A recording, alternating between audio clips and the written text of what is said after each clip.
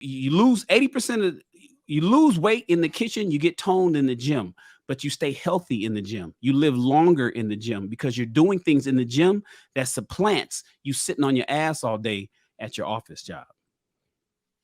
Don't skip leg days, gentlemen. You And know, let me sleeping. throw this in here too. Yes, there's Let a, me throw this in here too. My best friend died of cancer. My only best friend. He was the only friend I had. Best friend before I met him in 1984 at age 12, and he was my best friend. We went to the army together. We did everything together, and he died in February 1st, 2010. And what he told me when I was in Atlanta. Ironically, I was in Atlanta in 2008 shooting a movie, and he called me and he told me that he was diagnosed with cancer. He said he went to go take a piss. He saw something in the urine when he took the piss. He said it was no pain. He didn't feel anything, but he saw like matter, like in the toilet bowl. So he went to the doctor, got diagnosed with cancer. He called me crying. I was in Atlanta at the time. Aggressive cancer that he only had 6 months to live. He made it for 18 months. Made it till 2010. Um, but after he did his research and he went through his chemotherapy, he did everything. He said, Shannon, red meat killed me. I remember it like it was yesterday. My best friend, DeMarco Smith, told me red meat.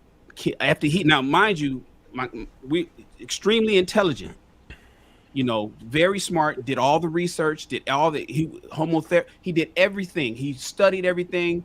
Dr. Sebi, I mean, he did it all, went deep and found, and his conclusion was, I died because I like steak. Now, I stopped eating pork in 1991. I don't eat pork. I don't really eat red meat.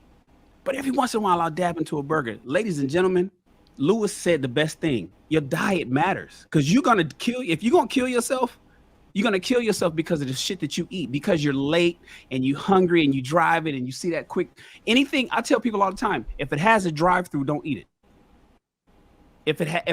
If you got to go get some food and the place you're getting it from has a drive-through, don't eat it. Because the food is what's killing us. So I don't know why people eat pork today. I can't explain why people just got to have their ribs, got to have they fat back and all that kind of stuff. But if you have the discipline and you can find alternatives, please do, and get away from red meat as well. I don't eat red. I'll have a burger once every 3 months or so. So maybe 3-4 times a year I'll have some red meat. I don't eat steak. I eat all white meat. And I don't even want to do that. I really want to become pescatarian, but it's just tough. I'm 50 and I jumped on this late. If you have children, get your children. Don't have your children eating burgers and junk like that, because all you're doing is repeating the cycle that we already know. It's one thing to know the information. It's another thing to know it and keep making the same mistake over and over again. All right, that's it. Shannon, so I'll say this. Well, first off, shout out to the chat because they got a lot of good information in there. They're really on one tonight. The doctor made an excellent point. There is no one size fits all, right? And genetically, I understand racially, but then there's it even goes beyond that, because we could all consume the same exact diet and different things are going to happen to all of us.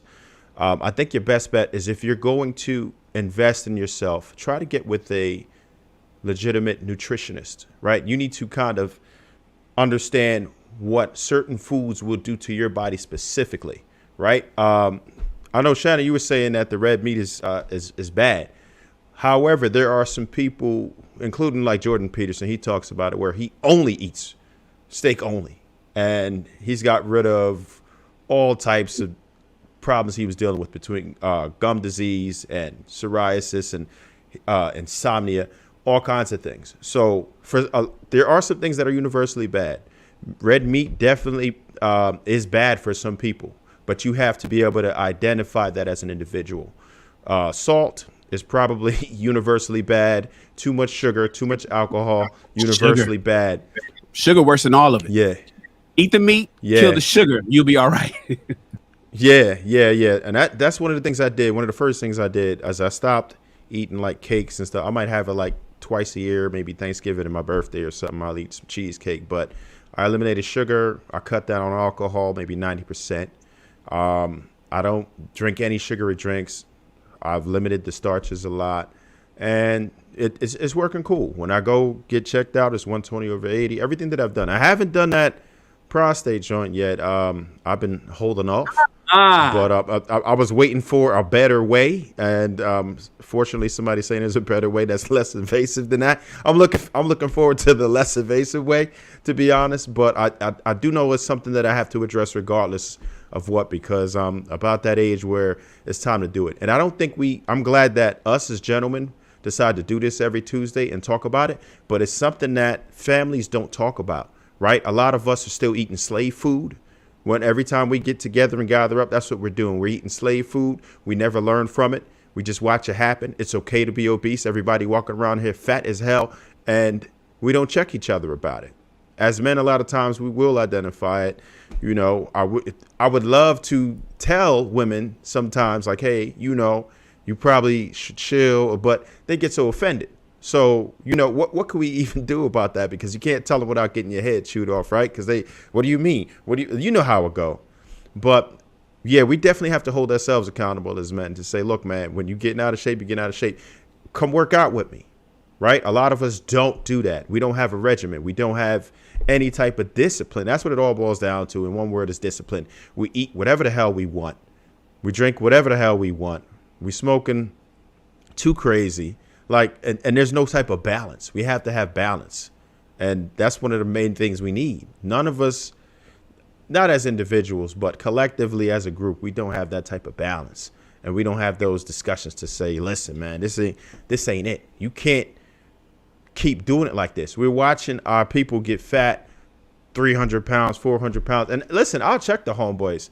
It might be in a joking manner, but I'll be like, damn, homie, what you doing? Like, you know what I mean? I had one of my homies. I was like, damn, look at your shadow, bro. That shit looked like St. Puff Marshmallow Man right now, man. What you doing? Like, but I'll make sure I do that, because even though it might be in a funny way, I'm not being necessarily disrespectful.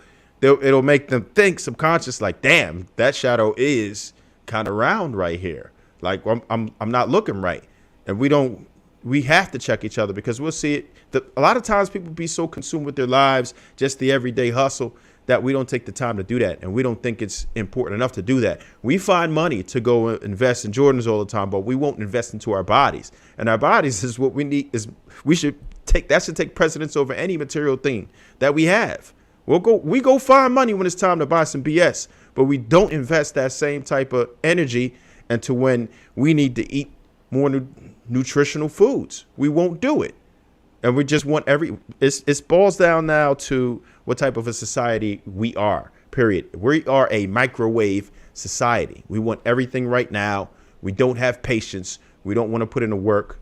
It's so easy to just go through a drive-through. You can get some bad food in 3 minutes. But to sit down, prepare your food, to grow your own food that doesn't have pesticides, is so expensive and so time consuming.